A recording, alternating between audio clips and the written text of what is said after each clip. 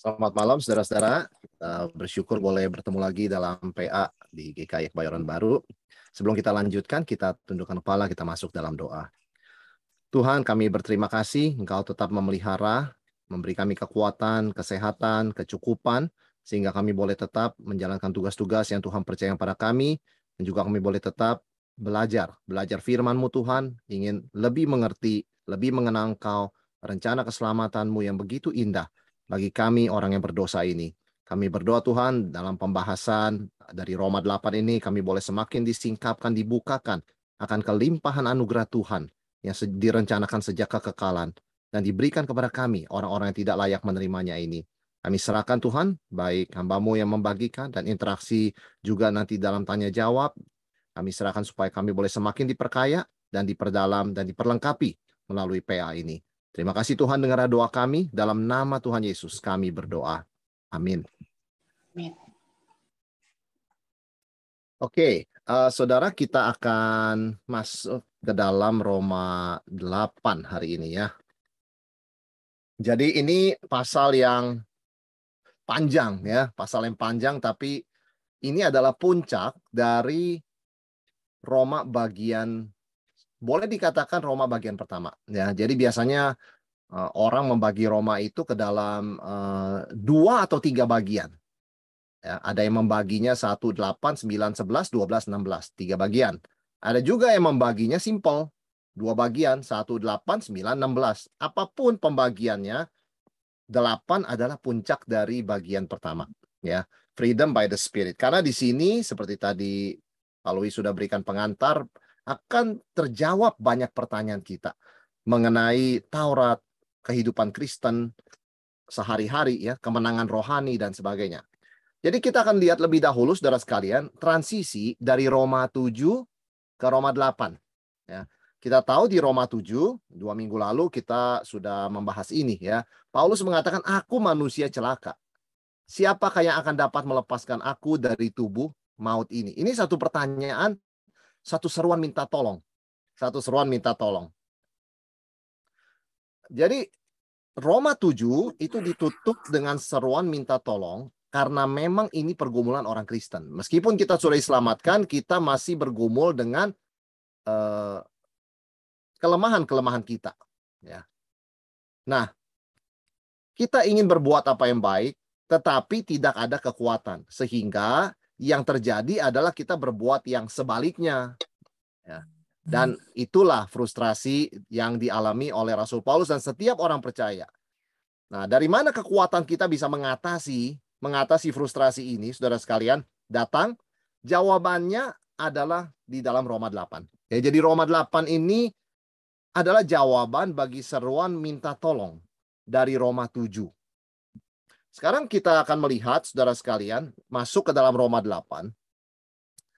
Ada 2 aspek yang Rasul Paulus bahas ya di awal dari Roma 8 ini. Yang pertama tuh aspek legal. Ya, jadi Paulus menegaskan, di dalam situasi kita merasa frustrasi, dalam bergumul dengan dosa, di dalam situasi di mana kita itu merasa lemah, tidak berdaya, ingat ya aspek legal.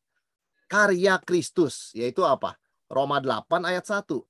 Demikianlah sekarang tidak ada penghukuman bagi mereka yang ada di dalam Kristus Yesus. Jadi maksud Rasul Paulus adalah di tengah-tengah pergumulan kita, jangan lupa realita pembenaran oleh iman. Yaitu di pengadilan Tuhan, kita sudah diputuskan tidak bersalah. Ya, jadi sudah tidak lagi menjadi seorang pesakitan yang menantikan hukuman. Karena hukuman itu sudah dipikul Kristus. Dan itu sudah sangat jelas dalam Roma 3, 4, 5, saudara sekalian. Ya. Bahkan Roma 6, begitu loh. Jadi Paulus ingin mengingatkan sebelum nanti kita bicara aspek spiritualnya, coba jangan lupakan doktrin pembenaran oleh iman. Yaitu kita tidak dikondem. Secara hukum, secara legal, kita tidak lagi berada di bawah hukuman. Ya. Jadi kita sudah diputuskan tidak bersalah. Alasannya kenapa? Karena kita sudah berada di dalam Kristus Yesus. Nah itu, saudara sekalian ya. Satu kalimat yang sangat penting. Tidak ada penghukuman bagi mereka yang ada di dalam Kristus Yesus. Karena kita sudah ada di dalam Kristus Yesus, ya kita tidak lagi dihukum. Dan kita sudah pernah menjawab pertanyaan loh. Maksudnya apa? Tidak ada hal buruk yang akan terjadi pada kita? Ya tentu bisa terjadi, begitu kan? Apakah kalau kita itu bersalah Tuhan diam saja? Tentu tidak. Tetapi itu adalah disiplin, bukan pengadilan seorang hakim yang menghukum. Ya itu yang Paulus katakan di sini. Karena Kristus sudah memikul dosa dan membayar hukuman dosa kita. Ya kan? Artinya kalau kita dihukum berarti Kristus harus mati lagi dong. Dan tidak perlu. Kematiannya satu kali untuk selamanya, membayar semua hutang dosa kita. Semua hukuman dosa, termasuk hukuman yang seharusnya kita di neraka yang kekal. Itu pun dibayar oleh Kristus. Nah, saudara sekalian, itu yang Paulus ingatkan. Jangan lupa doktrin pembenaran oleh iman, yaitu kita tidak dihukum dan tidak akan dihukum selama-lamanya. Ya, ini jawaban terhadap seruan minta tolong ya dalam Roma 7. Jadi berhenti bersikap sebagai seorang tahanan penjara yang menantikan eksekusi. Bukan.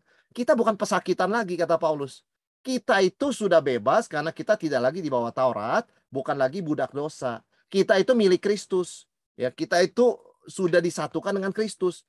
Jadi jangan kita hidup di dalam sikap seorang tahanan.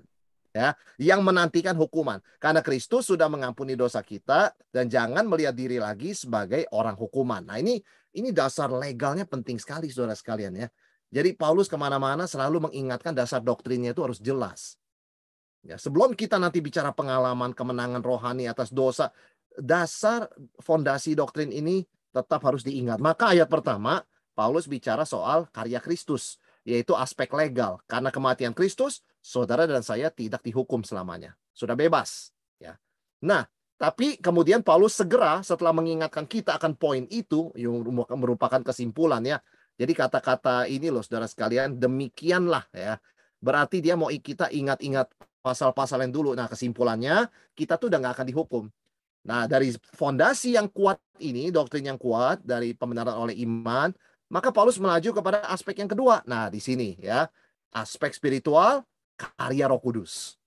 Maka tema kita hari ini kan freedom by the Spirit ya. Freedom by Christ sudah di pasal-pasal sebelumnya, Kristus membebaskan kita dari hukuman. Tapi Roh Kudus yang mengaplikasikan pengalaman kebebasan itu secara real di dalam pengalaman subjektif kita. Nah, jadi perhatikan bahwa aspek spiritual ini adalah karya Roh Kudus. Aspek legal sudah ditangani oleh karya Kristus di salib. Tapi pertanyaannya, apa gunanya Yesus mati di salib kalau itu tidak diaplikasikan menjadi kemenangan saya atas kedagingan? Betul? Di situ karya Roh Kudus mengaplikasikan karya Kristus, mempersatukan kita dengan Kristus, sehingga bukan hanya secara doktrin kita mengerti bahwa kita itu tidak dihukum, tapi secara real kita mengalami kemenangan atas dosa. Saudara sekalian, tema utama pasal 8 itu Roh Kudus ya. Jadi ini adalah suatu pasal yang paling banyak bicara Roh Kudus. Kita bisa lihat dari jumlah istilah Roh Kudus yang digunakan ya. Di pasal 1 sampai 7, saudara sekalian, Roh Kudus itu cuma disebut 2 kali, bayangkan. Pasal 1 sampai 7 hanya 2 kali. Di pasal 8 saja, Roh Kudus disebut 20 kali. Jadi kalau pasal ini bukan judulnya Roh Kudus, apa kita nggak tahu, saudara sekalian. Sebab ini adalah kata yang disebut berulang-ulang di pasal 8, yaitu Roh Kudus. Jadi apa pesan utama dari pasal 8? Roh Kudus memberikan kebebasan sejati. Perhatikan, freedom by the Spirit ya. Roh Kudus sumber kebebasan sejati. Dia yang memberikan kebebasan sejati bagi kita. Dan jangan lupa di bagian lain Paulus juga pernah menulis di 2 Korintus 3:17. Sebab Tuhan adalah roh. Dan di mana ada roh Allah, di situ ada kemerdekaan, freedom. Ya. Jadi pekerjaan Roh Kudus diasosiasikan dengan Christian freedom ya. Nanti kita akan bicara freedom apa nih? Apa freedom berbuat yang semua yang kita mau? Jelas bukan begitu kan? Tapi freedom dari dosa, freedom dari ketakutan, freedom dari hukuman kekal di neraka, ya, freedom dari hukum Taurat dan sebagainya. Jadi ini berbeda sekali dengan ketakutan yang membuat kita hidup seperti budak ya, yang digambarkan dalam Roma 7. Jadi kalau Roma itu cuma berhenti pada pasal 7, wah, susah kita orang Kristen, saudara sekalian. Tapi puji Tuhan, ya, Tuhan menyingkapkan kebenarannya di Roma pasal 8, ya kan? Di situ ada Roh Kudus dan di situ kita bisa mengalami apa artinya kebebasan sejati. Dan karya Kristus itu kita bisa nikmati secara real. Ya, bukan hanya secara intelektual kita tahu, tapi secara spiritual kita mengalami, saudara sekalian. Maka kita akan memfokuskan kepada karya Roh Kudus di seluruh pasal 8 ini, ya. Jadi kita tahu bahwa di ayat yang kedua, Saudara, ayat 2 sampai 4 itu kita melihat ada dibahas karya Roh Kudus yang membebaskan, freedom, ya. Dan apa hasil karya Roh Kudus tersebut? Nah, itu dijabarkan di ayat-ayat berikutnya. Yaitu kita akan melihat nanti ada pola pikir baru, ya. Orang kalau sudah ada Roh Kudus, itu pola pikirnya pasti diubahkan, nggak seperti dulu gitu loh. Kemudian ada orang, kalau orang udah punya Roh Kudus, hidupnya juga berubah. Ya kan, nggak cuma pola pikir, tapi hidup nyatanya tuh berubah. Dan juga dia sekarang punya tugas, cara pandang dia tentang hidup, kewajibannya apa, tujuan hidupnya juga berubah. Ada tugas baru begitu kan. Dan dia juga melihat siapa dirinya juga berubah. Jadi ada new mindset, ada new life, ya, lifestyle gitu ya. Ada new duty, ada tugas yang baru, ada new identity gitu kan, identitas yang baru. Jadi saudara sekalian, benar-benar ketika Roh Kudus bekerja, ya, pasti ada buahnya. Ya, tidak bisa tidak begitu loh. Karena itu dia membawa karya Kristus dalam hidup kita yang begitu powerful, ya. Pasti ada perubahan yang real, perubahan yang genuine. Oke, saudara sekalian. Sekarang kita akan masuk ke dalam ayat 2 sampai ayat 4 dulu ya. Karya Roh Kudus yang membebaskan. Kita baca saudara sekalian ayat 2 sampai ayat 4 ya. Roh yang memberi hidup telah memerdekakan kamu dalam Kristus dari hukum dosa dan hukum maut. Sebab apa yang tidak mungkin dilakukan hukum Taurat karena tak berdaya oleh daging, telah dilakukan oleh Allah. Dengan jalan mengutus anaknya sendiri dalam daging, yang serupa dengan daging yang dikuasai dosa karena dosa, ia telah menjatuhkan hukuman atas dosa di dalam daging. Supaya tuntutan hukum Taurat digenapi di dalam kita yang tidak hidup menurut daging, tetapi menurut Roh. Ya, jadi kita melihat ayat yang dalam nih ya. Setiap ayat ini ada pelajaran prinsip-prinsip kebenaran yang luar biasa ya. Saudara, kalau kita lihat ayat yang kedua, ya, pekerjaan Roh Kudus itu dikatakan membebaskan kita dari hukum dosa dan hukum maut. Jadi kalau kita melihat masa lalu kita ada 3 kata ini ya, Taurat, dosa, maut. Kita sudah bahas ini kan. Taurat memang baik dari Tuhan. Tapi karena kita itu berdosa, Taurat malah menstimulan, mendorong kita berdosa dan melanggar. Dan karena semakin banyaknya dosa, begitu kan, akhirnya ujungnya adalah maut. Nah, sekarang di dalam Kristus semua itu dipatahkan.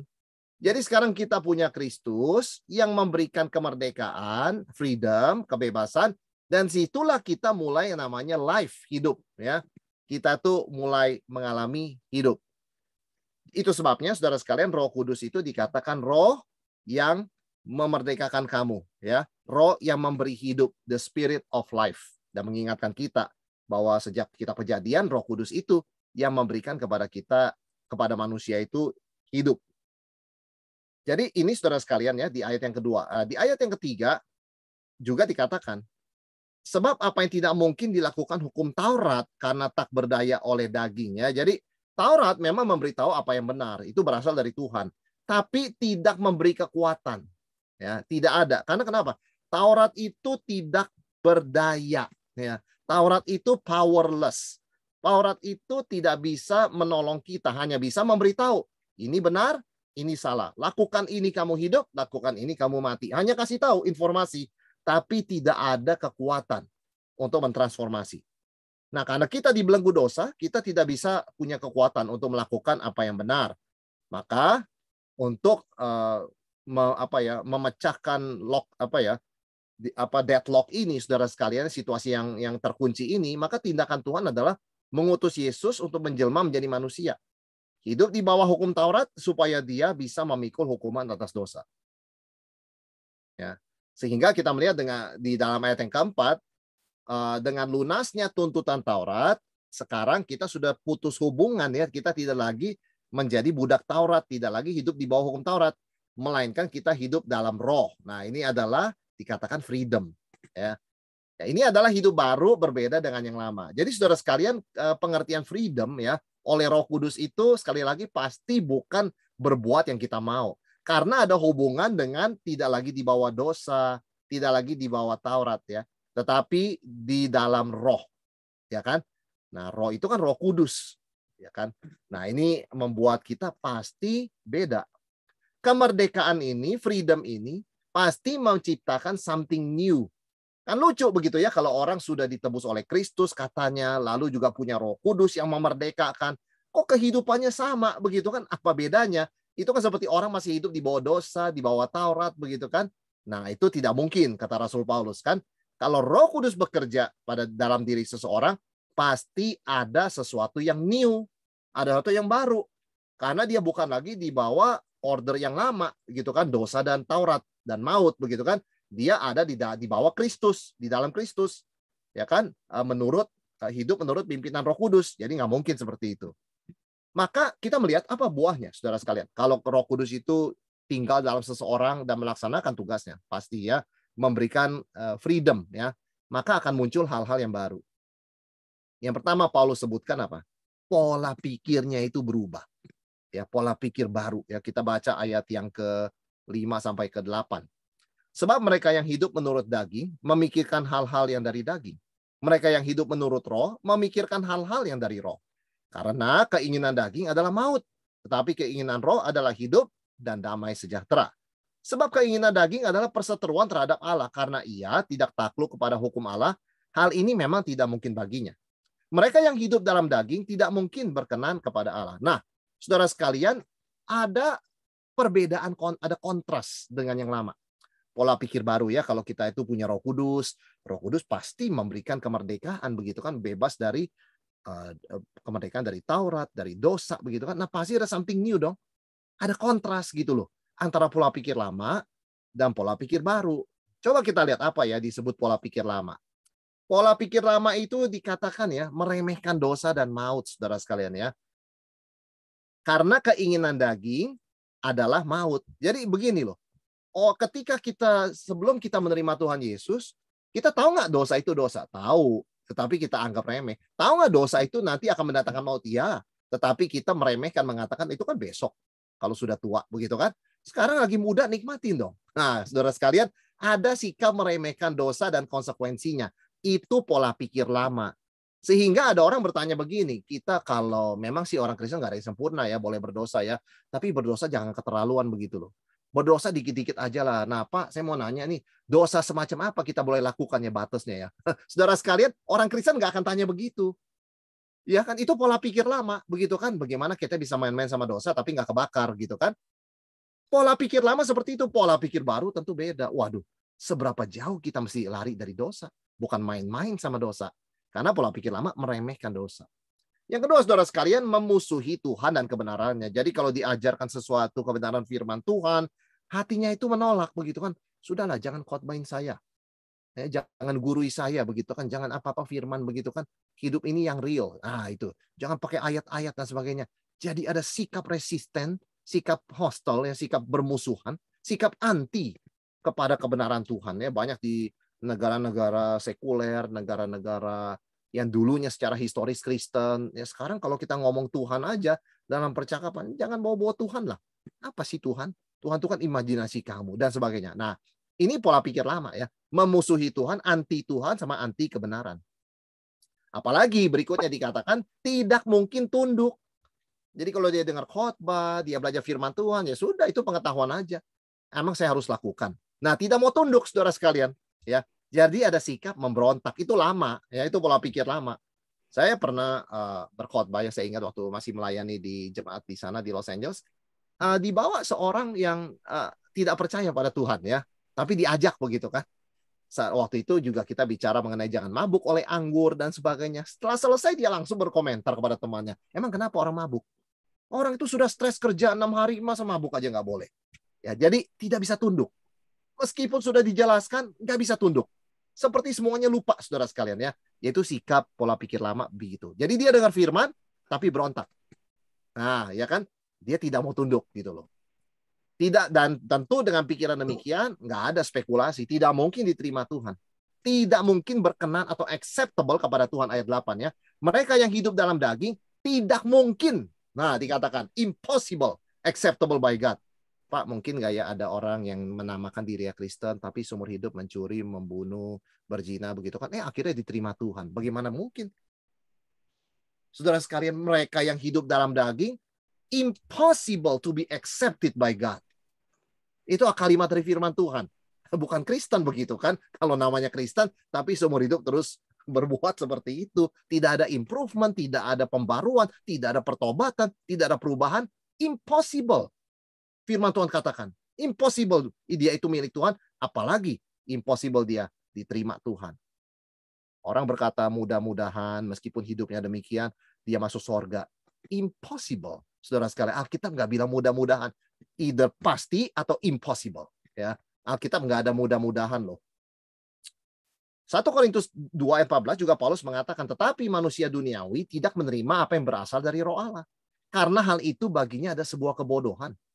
Dan ia tidak dapat memahaminya sebab hal itu dapat dinilai hanya secara rohani. Jadi nggak mungkin kalau orang itu belum terima Tuhan Yesus, ya Roh Kudus tidak bekerja dengan luar biasanya membawa kebebasan. Dia dengan firman Tuhan, dia baca Alkitab pun dia tetap tolak. Kebodohan, begitu kan kok orang bisa percaya kepada orang hal seperti ini. Ada satu orang yang saya dengar, seorang yang ke gereja menemani istrinya bertahun-tahun di sebuah negara, ya, bukan di Indonesia, di luar negeri, dekat Indonesia. Dia sampai hari ini masih mentertawakan istrinya dan seluruh jemaat gereja dalam hatinya. Kok kalian percaya pada nonsens? Tapi dia dengar khotbah, dia baca Alkitab lebih tahu daripada orang Kristen pada umumnya, begitu kan? Tapi dia tertawa, begitu loh. Nah, ini yang firman Tuhan katakan. Baginya hal itu adalah sebuah kebodohan. Dia tidak bisa memahaminya.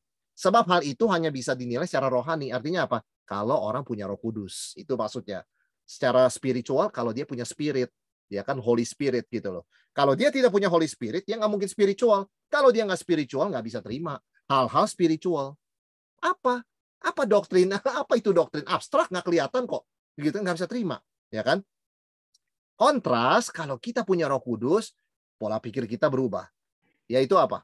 Kita hidup menurut Roh Kudus. Jadi terbalik semua. Bukannya meremehkan dosa, ya kita sangat serius kepada dosa kita. Ya, dosa kita begitu, kita serius sama dosa kita. Kita juga berduka cita ketika ada saudara yang jatuh dalam dosa. Ya, bukannya kita sekedar menggosipkan, jadikan bahan pembicaraan, tapi kita ikut berduka cita. Ya, karena itulah ya lawannya. Tunduk kepada Tuhan, ya. Meskipun sulit begitu kan, tapi ini firman Tuhan yang kita terima, begitu kan? Dan ini yang berkenan kepada Allah, ya. Jadi lebih menghargai hidup sebagai pemberian dari Tuhan. Ya kan, bagaimana kita mungkin berpikir, saya masih ada umur nih, saya mau puas-puasin, senang-senangin. Kok hidup seperti nggak ada Tuhan? Hidup itu pemberian Tuhan, bisa dicabut sewaktu-waktu kok. Ya kan? Selama kita diberikan hidup, harus kita bersyukur, gentar, dan takut akan Tuhan. Tuhan, Engkau, apa yang Kau kehendaki aku lakukan dalam hidup ini. Itu pola pikir baru. Tidak lagi take for granted life. Oh, besok pagi saya bernafas, bangun, jantung bagus, semua bagus. Oke, let's do what I want. Ya kan nggak begitu, saudara sekalian. Itu pola pikir lama. Kita akan bertanya, Tuhan, hari ini aku masih bangun, diberikan nafas kehidupan. Apa yang Kau mau aku lakukan? Kita bertanya, menghargai hidup. Dan hidup dalam relasi damai dengan Tuhan. Kalau Tuhan beritahukan teguran, dia terima. Begitu ya. Tuhan ajarkan kebenaran yang sulit sekalipun, dia tunduk. Begitu loh. Ya kan? Dia tidak pernah anti, tidak pernah memusuhi Tuhan dan kebenarannya. Dia mungkin punya pertanyaan, tapi nggak pernah membentuk sikap anti, ya, atau alergi. Jadi saudara sekalian, dan kita jangan lupa penting sekali karena Roh Kudus ini bekerja mulai dari pola pikir, ya. Karena kehidupan seseorang itu kan mengalir dari pikiran dan cara pikir kita, ya kan? Nah, situasi yang sama diresponi dengan sikap berbeda sesuai apa? Pola pikir seseorang. Sesuai dengan pola pikir seseorang, ya.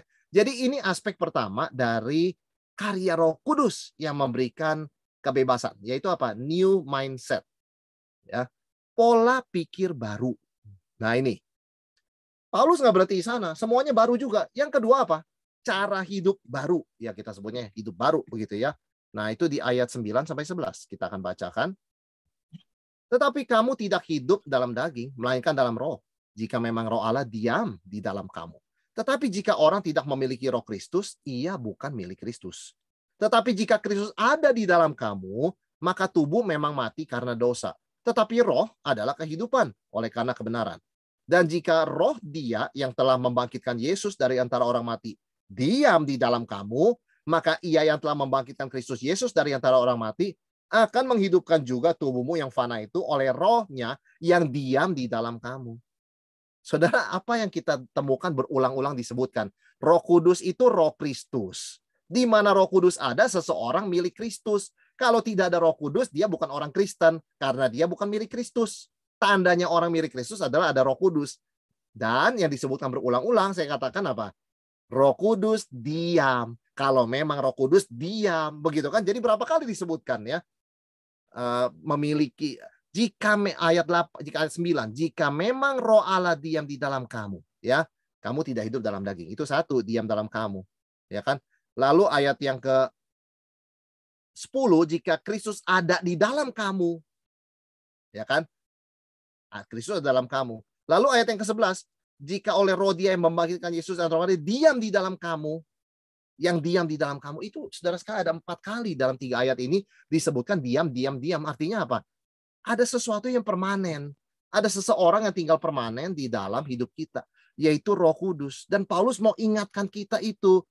We have disebut ya, indwelling of the Holy Spirit. Roh Kudus itu tinggal permanen. Ya kan? Dia bukan berkemah, dia tinggal permanen sampai tubuh kita disebut bait Roh Kudus. Jadi semuanya mesti baru dong. Orang tubuh kita yang dulu untuk berdosa saja sekarang disebut bait Roh Kudus. Dan Roh Kudus itu tinggal permanen, namanya bait Roh Kudus, rumah, bait itu kan rumah. Berarti itu tempat Roh Kudus tinggal secara permanen. Dan untuk apa dia tinggal? Untuk menghasilkan buah di dalam kita, yaitu karakter-karakter Kristus. Jadi saudara sekalian, melalui Roh Kudus kita memiliki hidup baru. Ya. Kita memiliki hidup baru karena dia diam permanen. Dia tidak datang dan pergi begitu, come and go seperti di dalam perjanjian lama. Dia come and dwell, ya, come and live, begitu loh. Tinggal permanen di dalam hidup kita. Nah, kehadiran dan karya Roh Kudus dalam diri kita itu adalah tanda bahwa kita milik Kristus dan pewaris hidup yang kekal. Ini satu hal yang sangat penting, saudara sekalian ya. Karena kalau orang tidak punya Roh Kristus, Roh Kudus, dia bukan milik Kristus. Dan kalau dia punya Roh Kudus, dia milik Kristus, dia pasti dapat hidup kekal. Maka Roh Kudus itu adalah satu jaminan, ya, jaminan akan kebangkitan tubuh kita yang suatu saat, yang fana ini suatu saat ketika Yesus datang kedua kali, yaitu ada di ayat yang ke-11 ya. Jadi kita yakin kita masuk surga ya. Kita percaya pada Injil, pada Yesus yang mati, tersalib dan bangkit. Tapi dikatakan kita juga yakin kita tuh masuk surga karena ada Roh Kudus dalam diri kita. Dan kita yakin Yesus datang kedua kali juga karena Roh Kudus. Kenapa? Karena ketika Yesus datang kedua kali, kita dikasih tubuh baru. Jadi semua keyakinan, assurance, jaminan ini komplit, saudara sekalian, dengan diamnya Roh Kudus di dalam diri kita. Luar biasa ya. Dan bukan hanya hidup baru ya. Tubuh kita ini, seluruh hidup kita ini Roh Kudus tinggal permanen. Cara pikir kita sudah diubah. Dengan hadirnya Roh Kudus, dia hadir bukan tanpa tujuan. Bukan sekedar tinggal, oh ya pindah rumah ya, lingkungannya lebih bagus. Bukan, saudara-saudara, dia tinggal dengan satu misi, satu tujuan. Maka berikutnya Paulus mengatakan karena Roh Kudus tinggal permanen, dia membawa misi Tuhan di dalam hidup orang percaya, ya, supaya jadi serupa dengan Kristus. Maka mau tidak mau orang percaya juga mendapatkan tugas baru, misi yang berbeda dari tujuan hidup sebelumnya, sebelum kenal Yesus. Yaitu apa? Kita baca ayat yang 12 dan 13. Jadi saudara-saudara, kita adalah orang berhutang. Tetapi bukan kepada daging, supaya hidup menurut daging. Sebab jika kamu hidup menurut daging, kamu akan mati.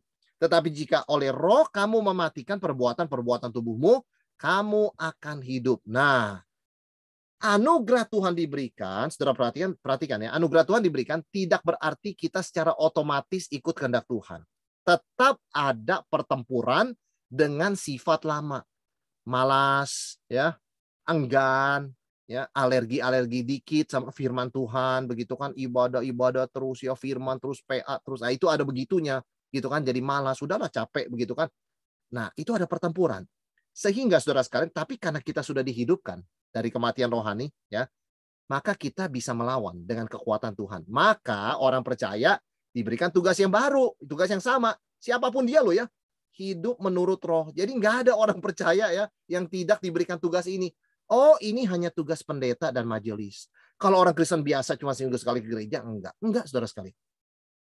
Semua orang percaya yang milik Kristus punya tugas yang sama, hidup menurut Roh. Apa sih hidup menurut roh? Dari tadi kita bicara live according to the Spirit. Apa?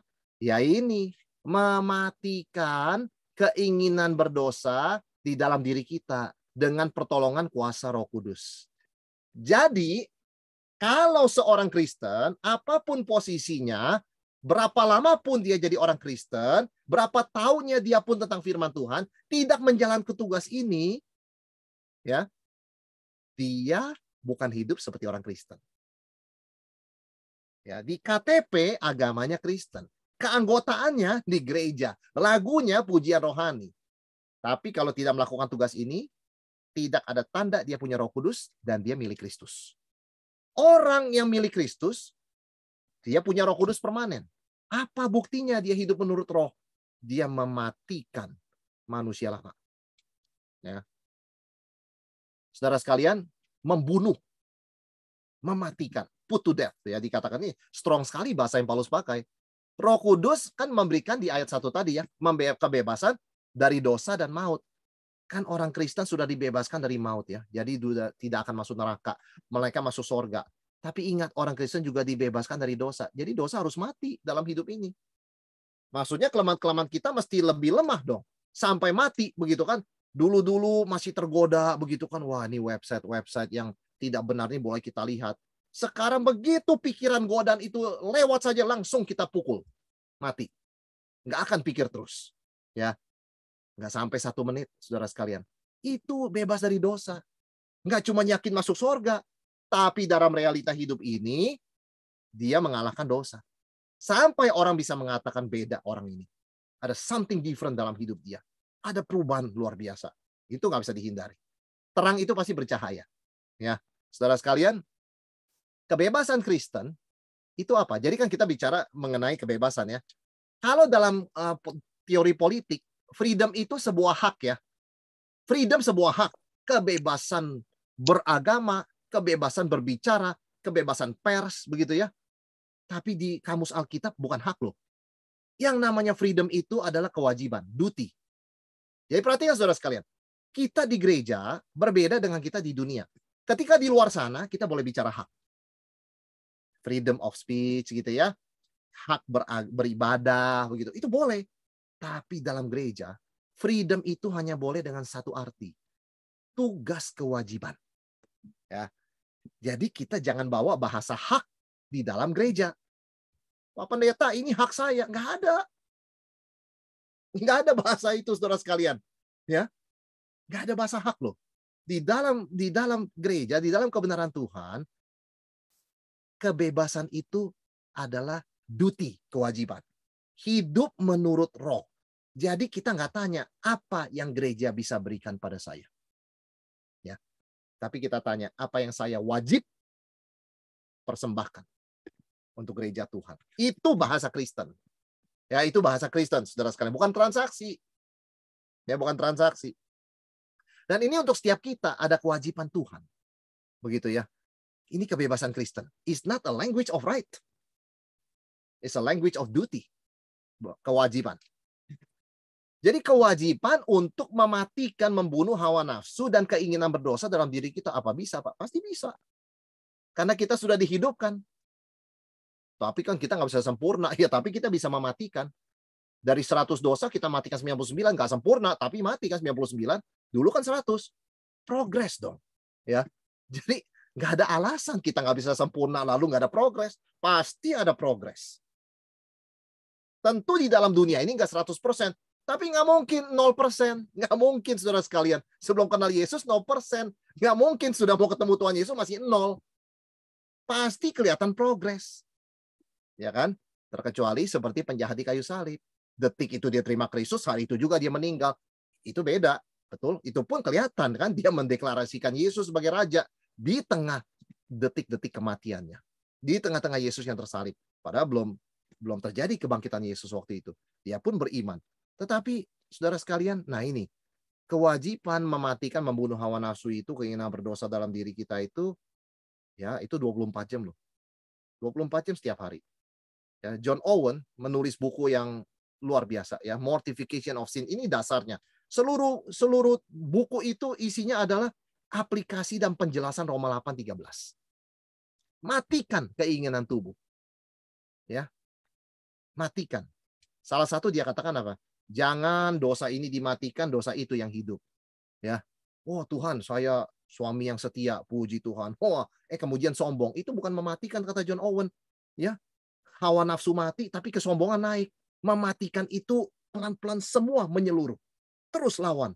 Ya, mematikan hawa nafsu. Ada kesombongan, matikan juga.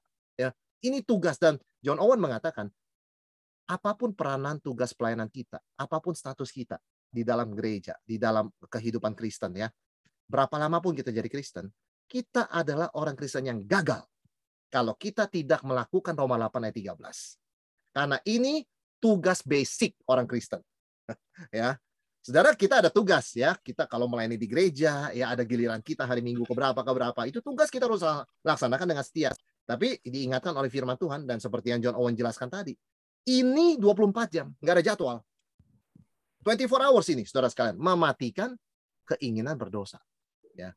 Dan kita melakukannya tentu nggak mungkin dengan kekuatan kita. Dikatakan oleh Roh, kamu mematikan. Pasti bisa. Roh Kudus kan tinggal untuk memberikan hasil, ya, memberikan buah yang nyata begitu kan. Dan dia adalah Roh Kristus. Ya kan, dia membawa karya Kristus dalam hidup kita. Dia mempersatukan kita dengan Kristus. Yesus berkata, kalau ranting tinggal pada pokok anggur, pasti berbuah banyak. Mana ada moga-moga, ya kan? Nggak ada kemungkinan besar. Pasti kamu berbuah banyak. Ada satu kepastian, certainty, absolut, saudara sekalian. Nah, ini penting ya. Jadi Roma 8 ayat 13, dan kalau saudara ingin membaca buku John Owen, Mortification of Sin, mungkin sudah terjemahkan dalam bahasa Indonesia. Itu juga boleh ya. Saya rekomendasikan sekali. Nah, ini saudara sekalian tugas baru. Jadi kebebasan Kristen bukan hak loh ya. Kewajiban. Nah, ini kewajiban kita. Yang keempat, Roh Kudus membawa karya kebebasan itu memberikan apa? Identitas baru. A new me, begitu ya. Ayat 14. Semua orang yang dipimpin oleh Roh Allah adalah anak Allah. Nah, itu identitas baru. Kita anak-anak Tuhan. Sebab kamu tidak menerima roh perbudakan yang membuat kamu menjadi takut lagi. Tetapi kamu telah menerima roh yang menjadikan kamu anak Allah. Oleh roh itu kita berseru, ya Aba, ya Bapa. Roh itu bersaksi bersama-sama dengan roh kita bahwa kita adalah anak-anak Allah. Dan jika kita adalah anak, maka kita juga adalah ahli waris. Maksudnya, orang-orang yang berhak menerima janji-janji Allah yang akan menerimanya bersama-sama dengan Kristus, yaitu jika kita menderita bersama-sama dengan Dia, supaya kita juga dipermuliakan bersama dengan Dia. Saudara sekalian, Roh Kudus memberikan kepada kita identitas baru, yaitu apa? Anak-anak Allah. Luar biasa ya. Jadi itu sebabnya dikatakan barang siapa tidak punya Roh Kudus, Roh Kristus, dia bukan milik Kristus. Kalau orang nggak punya Roh Kudus, ya dia bukan milik Tuhan, bukan milik Bapa, dia bukan anak Allah, begitu kan? Dan ini luar biasa, kenapa? Roh itu bersaksi bersama-sama dengan roh kita bahwa kita adalah anak-anak Allah. Berapa saksi? 2. Roh Kudus dan kita, roh kita. Menurut ini pengadilan perjanjian lama, jumlah minimum saksi untuk sebuah kesaksian yang valid itu 2 orang. Jadi Rasul Paulus mengatakan sudah beres. Kalau orang punya Roh Kudus, dia anak Tuhan. Nanti di pengadilan akhir nggak mungkin ada hasil yang lain. Sorga sudah pasti. Kenapa? Roh Kudus bersaksi bersama roh kita. Sudah 2 saksi. Valid. Bahwa kita adalah anak-anak Allah. Ya kan? Nah, itu sebabnya Roh Kudus disebut roh adopsi. Roh yang menjadikan kita anak-anak Allah. Jadi orang yang tidak punya Roh Kudus, dia bukan anak Tuhan. Ya. Orang yang tidak punya Roh Kudus, dia bukan milik Kristus. Orang yang tidak punya Roh Kudus, dia bukan orang Kristen. Nah, sebaliknya orang yang punya Roh Kudus, dia anak Tuhan, dia milik Kristus. Dia pasti mematikan kedagingan. Ya, tentu pergumulan ya, itu satu progres, satu proses. Nggak instan begitu kan, tapi pasti ada buah, ada kemajuan, ada progres, saudara sekalian. Nah, relasi kita itu dengan Tuhan itu bukan sekedar formal ya, tapi sangat akrab, sampai menyebut ya Aba, ya Bapa. Ya, di dalam budaya Barat ya, orang memanggil Bapa itu dengan dengan istilah daddy ya, daddy. Ada orang bertanya, Pak, boleh nggak ya kita kalau doa dalam bahasa Inggris, bukannya kita ngomong our Father in heaven, kita ngomong our Daddy in heaven. Saya katakan nggak tepat. Nggak tepat kenapa, saudara sekalian ya? Aba memang itu akrab. Ya. Tapi akrabnya ada respect. Kalau Dedi kurang. Dedi itu kurang, saudara sekalian. Kenapa? Karena di dalam bahasa Yunani, kalau orang mau panggil papa dengan cara akrab, itu istilahnya bukan aba, ya, bukan pater begitu ya, tapi papa atau papas. Paulus tidak pakai papa di sini. Jadi tidak tepat menurut saya memanggil bapak dalam bahasa Inggris meskipun akrab daddy, itu nggak boleh menurut saya ya. Tidak tepat, bukan nggak boleh, tidak tepat saudara sekalian. Itu menurunkan respek kepada Tuhan.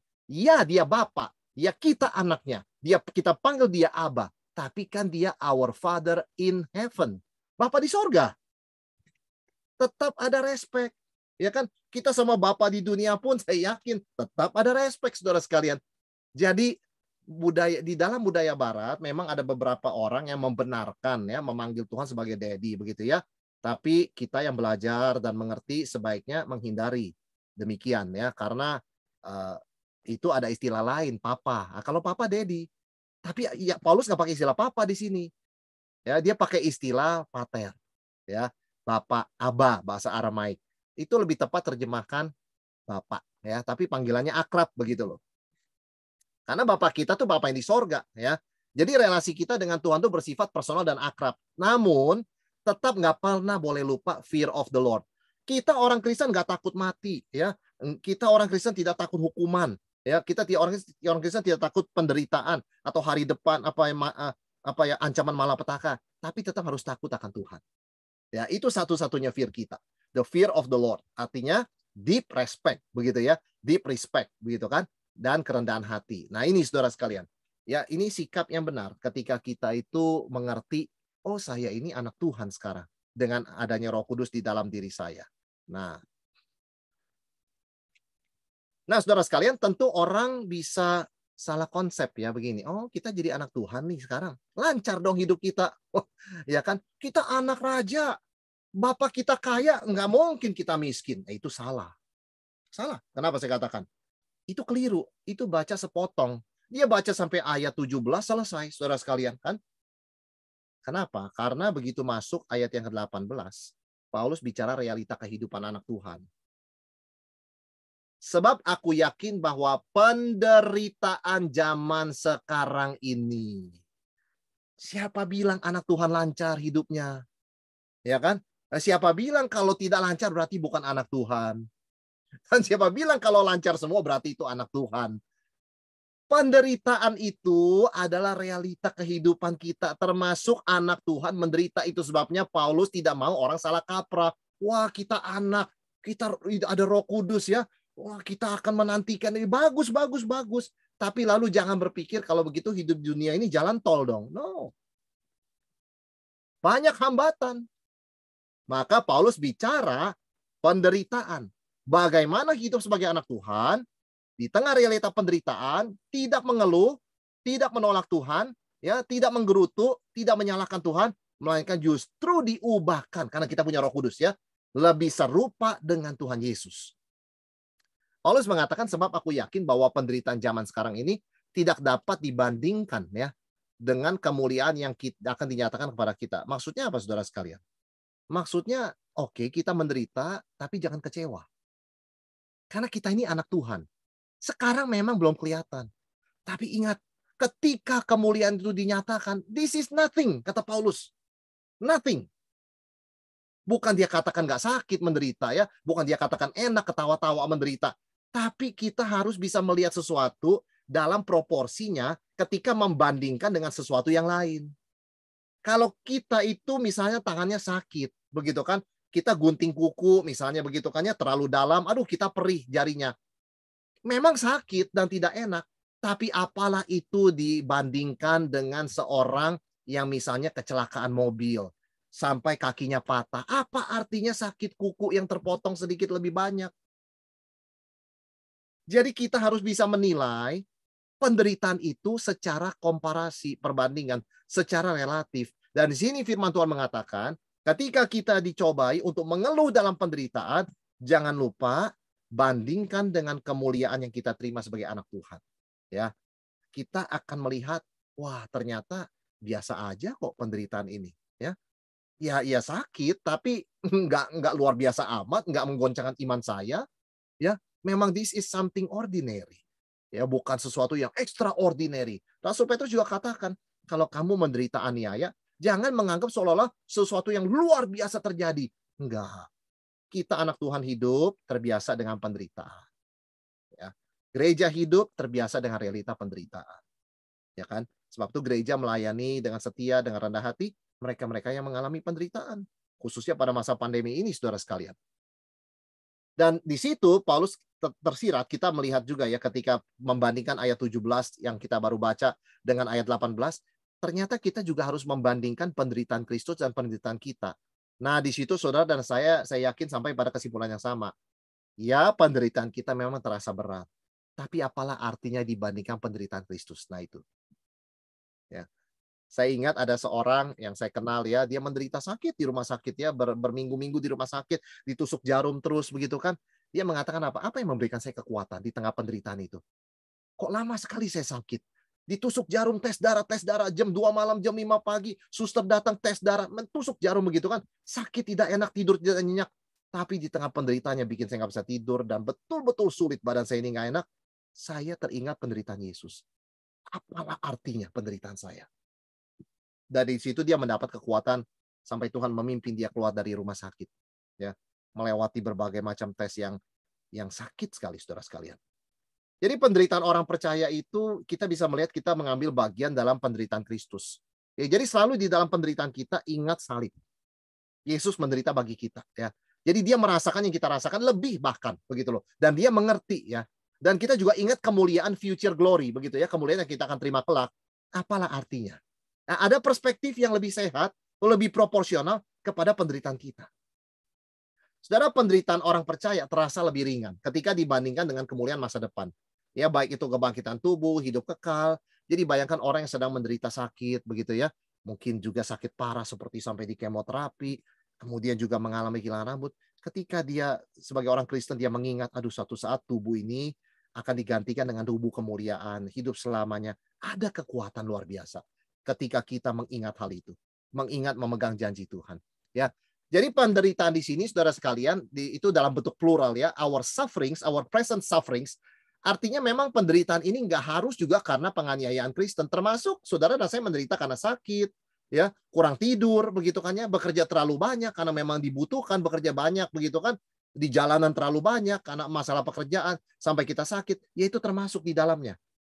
Terus sebabnya Paulus memberikan ayat ini, menuliskan firman Tuhan ini untuk menjadi kekuatan penghiburan bagi kita. Bahwa kita anak Tuhan, tapi tidak luput dari penderitaan. Tapi penderitaan itu harus dilihat dalam perspektif kita ini anak Tuhan, dijaga, dipelihara Tuhan, dijanjikan sesuatu yang pasti di masa depan. Dan ingat, Tuhan kita Yesus Kristus menderita bagi kita. Lebih daripada apa yang kita derita. Tentu Tuhan tidak mengecilkan penderitaan kita, melainkan itu membuat kita sadar. Tuhan memahami penderitaan saya tidak pernah menderita seorang diri. Maka Paulus masuk kepada realita penderitaan berikutnya. Bukan cuma kita. Ya. Suffering itu reality. Kita anak Tuhan, suffering reality. Ciptaan itu berkeluh kesah. Coba kita baca ya ayat yang ke-19 sampai 22. Sebab dengan sangat rindu seluruh makhluk menantikan anak-anak Allah dinyatakan. Karena seluruh makhluk telah ditaklukkan kepada kesia-siaan bukan oleh kehendaknya sendiri, tetapi oleh kehendak Dia yang telah menaklukkannya. Tetapi dalam pengharapan, karena makhluk itu sendiri juga akan dimerdekakan dari perbudakan kebinasaan dan masuk ke dalam kemerdekaan kemuliaan anak-anak Allah. Sebab kita tahu, sampai sekarang segala makhluk sama-sama mengeluh dan sama-sama merasa sakit bersalin.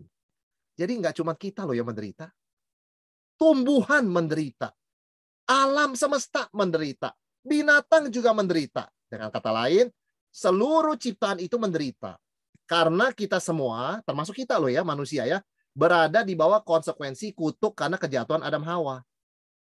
Cuman kita menggunakan penderitaan ini sebagai alasan untuk merindukan lebih kedatangan Yesus Kristus. Dan menurut Rasul Paulus, dalam bahasa mereka masing-masing, alam semesta ciptaan juga merindukan kedatangan Yesus, meskipun mereka nggak ngerti seperti kita, tapi merindukan kelepasan.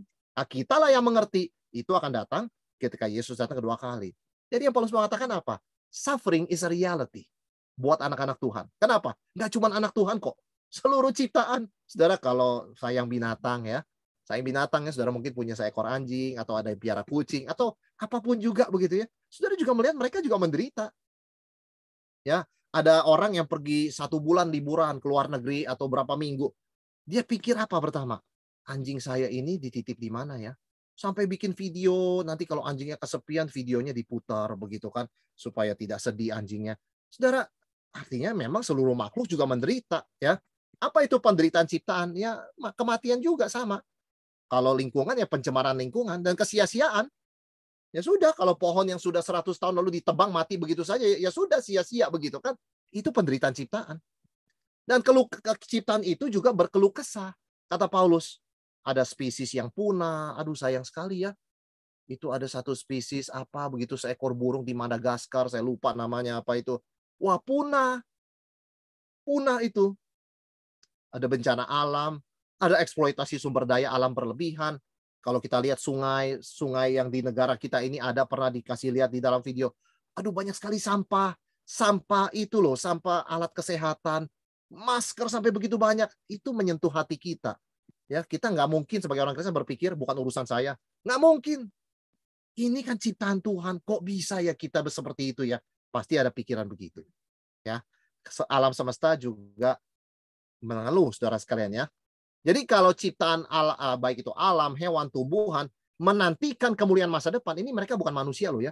Mereka ini alam ya, ciptaan non manusia ya, hewan, tumbuhan menantikan kemuliaan masa depan. Sudah bayangkan ya, kita ngerti sebagai kebangkitan Kristus kan ya.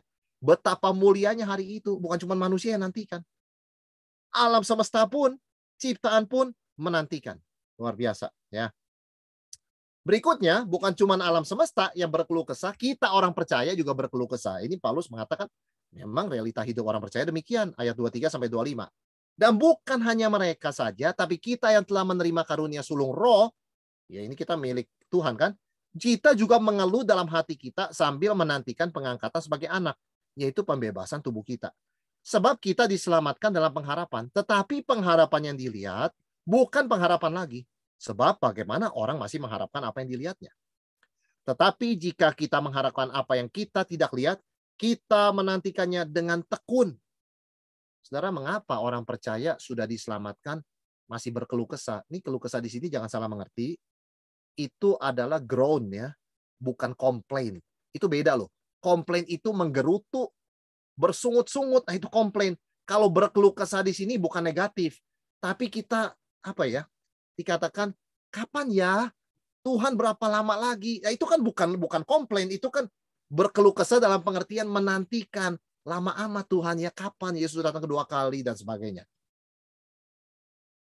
Saudara sekalian, kenapa kita masih berkeluh kesah? Ya karena kita menunggu sesuatu yang pasti, yaitu penebusan tubuh. Jadi meskipun jiwa kita sudah diselamatkan, sudah aman tentram, pasti di sorga begitu kan, hidup yang kekal ya. Tapi kan tubuh kita masih merasakan penyakit akibat kejatuhan dalam dosa kan. Penyakit, menjadi tua, menjadi lemah, jalan sedikit terkilir begitu kan ya, patah tulang, harus duduk di kursi roda 6 bulan. Aduh, cuman salah langkah sedikit. Tapi karena usia seseorang itu sudah 70 tahun, salah langkah sedikit saja dia jatuh. Duduk di kursi roda 6 bulan. Nggak boleh bergerak. Kalau bergerak nanti tulangnya tumbuhnya bengkok. Saudara bayangkan. Kita berkeluh kesah. Maksudnya, Tuhan kapan? Kapan kami bisa mendapatkan tubuh yang baru? Nah, itu kan bukan komplain. Itu berkeluh kesah ya. Bukannya tidak percaya Tuhan, itu justru percaya, tapi tanya when. Ya. How long? Ya, itu namanya berkeluh kesah, bukan komplain loh. Kalau komplain apa iya Tuhan janji? Nah, itu komplain. Itu bersungut-sungut. Mari kita kembali ke Mesir, nggak ada tanah perjanjian. Tuhan tuh bohong. Nah, itu bersungut-sungut. Kalau groan berkeluh kesah lain. Ya. Positif. Kalau komplain itu negatif, saudara sekalian ya. Murmuring, grumbling, itu lain. Yang kedua, saudara sekalian, kenapa kita tuh groan ya, kita berkeluh kesah? Karena memang kita percaya akan jaminan yang pasti itu. Cuma kita tunggu lama amat ya. Saudara sekalian, kita disebut menerima karunia sulung roh atau buah sulung roh ya, first fruit. Itu apa artinya? Kita itu dengan data punya Roh Kudus, kita sudah dapat down payment dari Tuhan. Saudara kalau beli apa-apa itu kan ada DP. Ya. Kalau DP itu tandanya jadi. Ada seorang ya mau menjual properti bisnisnya kira-kira 30 miliar. Saya mau membeli properti bisnis kamu 30 miliar. Ya. Di mana posisi kamu sekarang? Oh, saya di Amerika. Pulanglah, ya.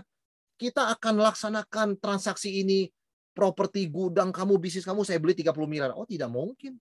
Kalau kamu serius transfer 5 miliar. Waduh. Akhirnya apa yang terjadi saudara sekalian? Ditransfer 5 miliar. Apa yang terjadi? Besokannya dia pesan tiket pulang dari Amerika ke Jakarta di tengah-tengah pandemi. Ya kan? Kenapa? Dia sudah ada kepastian. Karena kalau orang itu mengundurkan diri, 5 miliar menguap loh. Jadi Rasul Paulus mengatakan kita punya Roh Kudus itu seperti dapat down payment dari Tuhan.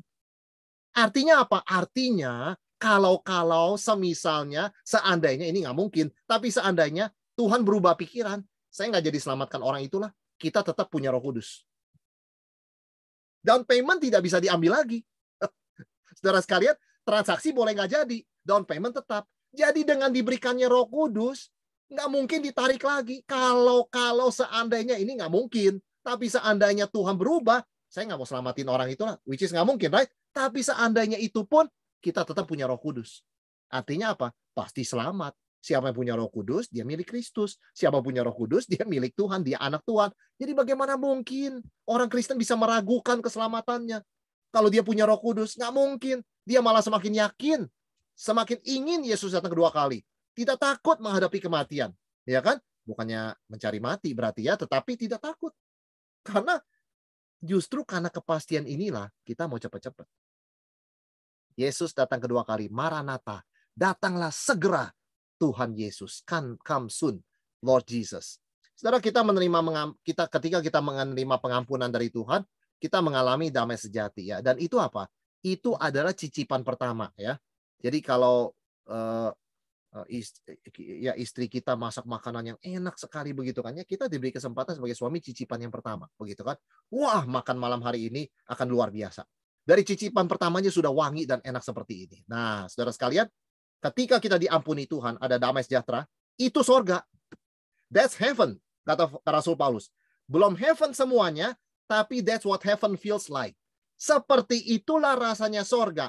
Ada sukacita, ada damai di sana. Ya, ada persekutuan dengan Tuhan, ada ketentraman yang sejati. Itu luar biasa. Jadi ada jaminan di tengah penderitaan kita. Ya, itu penghiburan. Karena itu, saudara sekalian, kita berkeluh kesahnya karena tidak sabar menantikan penggenapan anugerah keselamatan. Kalau di dalam dunia ini sudah merasakan damai, pengampunan Tuhan, wah gimana di sorga ya? Sampai ada orang menceritakan sebuah humor begitu kan. Ada satu orang Kristen meninggal begitu kan. Meninggal saudara sekalian karena dia kena apa ya, kalau tidak salah sakit jantung begitu kan. Sampai ke sorga begitu kan. Kemudian Tuhan bertanya, bagaimana menurut kamu? Dia menjawab, Tuhan, kalau tahu sorga seperti ini mah dari dulu saja saya masuk sorga. Saudara bayangkan, yaitu humor itu menyatakan kebenaran. Ternyata apa yang Tuhan berikan nanti itu nggak bisa dibandingkan dengan penderitaan kita sekarang. Nothing, saudara sekalian. Tidak mengecilkan realita penderitaan, tetapi memberikan perspektif yang sehat. Ya, ini temporary kok, dan ini tetap tidak melampaui kekuatan kita. Dan yang luar biasa, bukan cuma ciptaan dan orang percaya berkeluh kesah, Roh Kudus pun berkeluh kesah, saudara sekalian ya. Dengan cara apa? Berdoa syafaat. Sekali lagi, keluh kesah bukan komplain. Ya, keluh kesah itu groan. Alkitab mengatakan, coba lihat di ayat yang ke 26 dan 27, saudara sekalian ya. Demikian juga Roh membantu kita dalam kelemahan kita.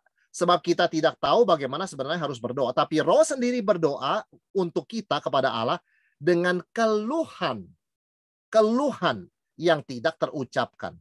Dan Allah yang menyelidiki maksud roh itu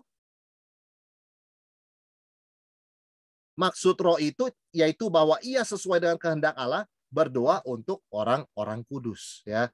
Jadi Roh Kudus pun ikut merasakan keluh kesah kita ya. Artinya apa? Dia menyampaikan keluh kesah kita kepada Tuhan sehingga yaitulah disebut keluh kesah Roh Kudus, yaitu doa syafaat Roh Kudus kepada Bapa di sorga ya. Jadi Roh Kudus menyuarakan keluh kesah kita kepada Tuhan. Sekali lagi, keluh kesah Roh Kudus bukan karena Roh Kudus frustrasi loh ya. Ya, tetapi karena dia menaikkan doa syafaat bagi keluh kesah kita yang tidak terucapkan. Saudara, kadang kita dalam keadaan masalah bertubi-tubi sulit berdoa loh. Kita nggak tahu ya gimana ya kita masih berdoa ya. Caranya begitu kan. Kita sering tidak tahu ya, sorry ini bukan tahu ya. Kita sering tidak tahu ya apa yang harus kita doakan ya. Kita sering tidak tahu apa yang harus kita doakan atau bagaimana kita itu berdoa. Bagaimana kita itu berdoa. Saudara sekalian, kita terhibur kalau melihat hal ini. Artinya apa? Saudara dan saya berdoa itu memang tidak sempurna. Doa kita nggak sempurna. Tapi kita terhibur kenapa? Ternyata kita nggak sendiri. Karena ada dua juru syafaat kita. Di sorga, Tuhan Yesus di sebelah kanan Allah Bapa berdoa syafaat. Jangan lupa. Tuhan Yesus sebelah kanan Allah Bapa bukan beristirahat pensiun. Dia berdoa, bersyafaat bagi gerejanya, bagi kita. Siang dan malam. Ya, di sebelah kanan Allah Bapa. Itu di sorga. Di dalam hati kita di bumi, Roh Kudus berdoa syafaat ya untuk kita. Jadi luar biasa. Artinya apa saudara sekalian? Ada pengertian yang utuh antara Bapa di sorga dengan Roh Kudus. Sehingga apa? Doa-doa itu pasti sampai kepada Tuhan. Pasti sesuai kehendak Tuhan. Yang kita ucapkan sesuatu yang lain. Tetapi sebetulnya kebutuhan yang paling dalam, Roh Kudus tahu. Itu sampai kepada Tuhan. Maka kita mendapatkan. Maka saudara sekalian, seringkali ya kita mendapatkan apa yang kita nggak doakan. Bukan cuma kita mendapat apa yang kita doakan ya. Atau ada orang mengeluh, kenapa ya saya sudah berdoa nggak dapat? Pernah nggak saudara tanya juga? Saudara pernah nggak mengalami dan sering nggak mengalami, nggak berdoa tapi dikasih? Siapa yang berdoa kalau begitu? Roh Kudus. Tuhan Yesus. Ya. Doa syafaat Roh Kudus itu pasti berhasil. Karena apa? Tuhan tahu apa pikiran Roh Kudus, kan Allah Tritunggal. Apa yang Bapak pikirkan, anak pikirkan, Roh Kudus pikirkan satu. Harmonis. Ya kan? Dan Roh Kudus berdoa syafaat bagi orang percaya sesuai kehendak Tuhan. Orang Roh Kudus adalah Allah kok. Ya kan? Jadi ini adalah satu penghiburan kita tuh dilindungi oleh Tuhan. Dijaga oleh Tuhan. Ya, bukan sekedar dikirimkan malaikat untuk berjaga-jaga. Tapi Tuhan Yesus berdoa kepada kita. Untuk kita. Kepada Bapa ya. Di sebelah kanan Allah Bapa. Dan Roh Kudus berdoa juga untuk kita. Kepada Tuhan. Ya. Jadi kita melihat, saudara, kita dikelilingi oleh perlindungan Tuhan. Maka di tengah penderitaan, kita tetap terhibur. Dan ayat yang menjadi pegangan orang Kristen, yaitu apa? Roma 8 ayat 28. Ayat berikutnya. Kita tahu sekarang bahwa Allah turut bekerja dalam segala sesuatu untuk mendatangkan kebaikan bagi mereka yang mengasihi Dia, yaitu bagi mereka yang terpanggil sesuai dengan rencana Tuhan. Ya, rencana Allah. Saudara, Roma 8 ayat 28 mengajarkan bahwa segala yang terjadi pada akhirnya akan membawa kebaikan bagi kita, orang percaya. Ada hal yang baik, ada hal yang membawa penderitaan. Ya, ada hal yang enak, lancar, ada hal yang tidak enak. Tapi yang Rasul Paulus katakan di sini, karena kita itu milik Tuhan, Tuhan Yesus bersyafaat, Roh Kudus bersyafaat, kita punya Roh Kudus diam di dalam hati kita selamanya, maka segala yang terjadi apapun itu, penderitaan atau kelancaran, pada akhirnya membawa kebaikan bagi kita. Karena kita ini sudah diselamatkan dan dipanggil sesuai rencana Allah. Maksudnya dipanggil sesuai rencana Allah apa? Rencana keselamatan. Maka saudara sekalian, ketika kita mengalami penderitaan, bukan hanya Roma 8:28 menghibur, tapi kita harus teruskan Roma 28 ayat 29. Sebab semua orang yang dipilihnya dari semula, mereka juga ditentukannya dari semula untuk menjadi serupa dengan gambaran anaknya, supaya ia anaknya itu menjadi yang sulung di antara banyak saudara. Dan mereka yang ditentukannya dari semula, mereka itu juga dipanggilnya. Dan mereka yang dipanggilnya, mereka itu juga dibenarkannya. Dan mereka yang dibenarkannya, mereka itu juga dimuliakannya. Jadi apa? Kita terhibur karena Tuhan itu berdaulat dan mengontrol segala sesuatu, baik maupun tidak. Ya. Jadi kalau sampai ada peristiwa tidak enak menimpa kita, ingatlah. Ya. Memang penderitaan adalah bagian dari hidup sebagai anak-anak Tuhan. Namun penderitaan itu adalah seizin dan di bawah kendali kontrol Tuhan. Dia berdaulat. Kenapa saudara sekalian? Kedaulatan Allah itu mulai sejak kekekalan. Jadi ketika kita menderita, jangan lupa doktrin predestinasi. Ya. Jangan lupa doktrin predestinasi. Karena Roma 8 ayat 28 lanjutannya 29 sampai 30. Kenapa kita ini ya, apapun yang terjadi kita yakin segalanya akan membawa kebaikan. Karena kita itu milik Tuhan. Dipanggil sesuai dengan rencananya. Dipanggil dari mana? Dari mana? Dari rencana Tuhan, dari kekekalan. Dipilih artinya. Ya. Kita ini orang pilihan. Kita ini sudah dipredestinasikan untuk diselamatkan. Jadi kalau Tuhan sudah merencanakan keselamatan kita, maka di tengah penderitaan sekalipun kita tahu penderitaan di dalam rencana Tuhan, di bawah kontrol kedaulatan Tuhan, dan apa yang Tuhan mulai, dia tidak mungkin gagal. Tuhan pasti tuntaskan. Ya, dia pilih, dia panggil, dia benarkan, dia muliakan. Ya, ini satu paket saudara sekalian ya. Dan ini sebuah penghiburan buat kita. Jadi apa yang Tuhan mulai pasti dia tuntaskan. Itu sebabnya kita sebagai orang Kristen kita boleh hidup dengan suatu jaminan, dengan satu keyakinan, saudara sekalian ya.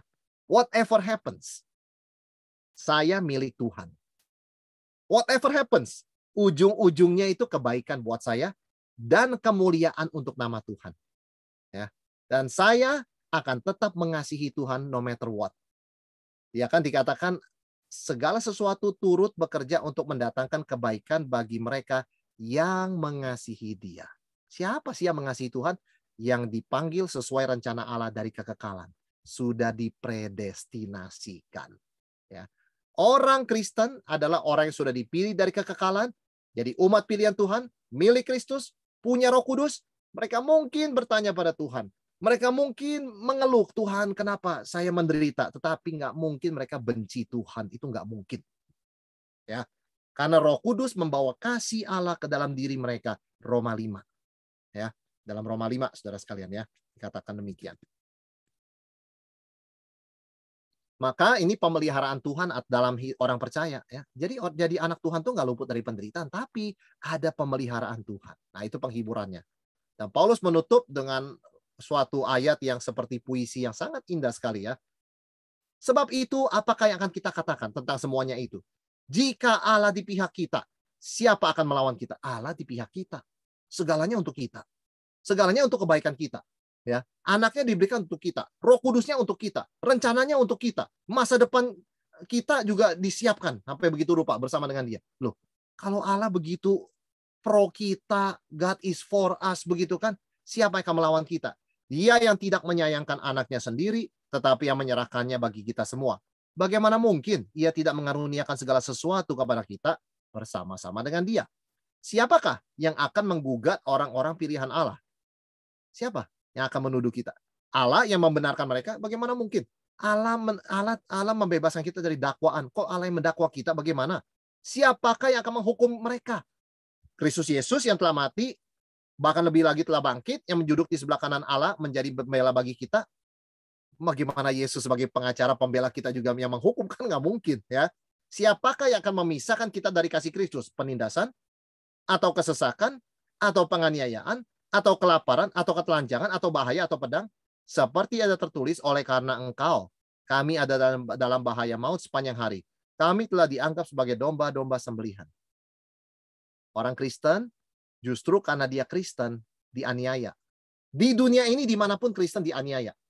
Baik secara politik, secara fisik, begitu kan ya. Baik itu secara sosial, secara ekonomi. Ya kan? Dan itu karena nama Tuhan loh, karena Kristus. Jadi apakah orang Kristen lalu responnya apa? Marah sama Tuhan? Enggak.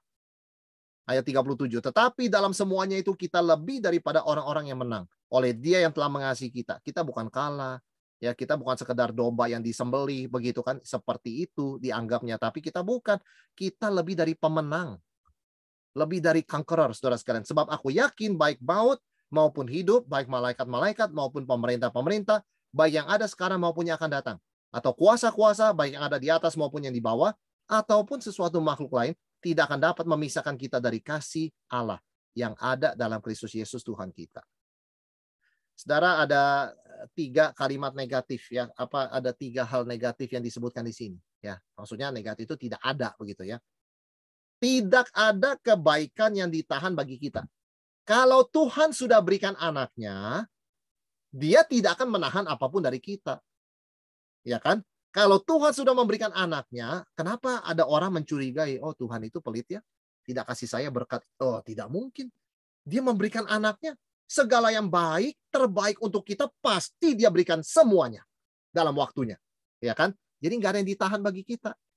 Saudara dan saya dalam hidup ini, sekarang ini sedang menikmati 100% kebaikan Tuhan. No less than 100%. Ya, 100%. Tidak ada kebaikan yang ditahan bagi kita. Kalau ragu, lihat salib Yesus. Siapa di antara kita akan mengorbankan anaknya?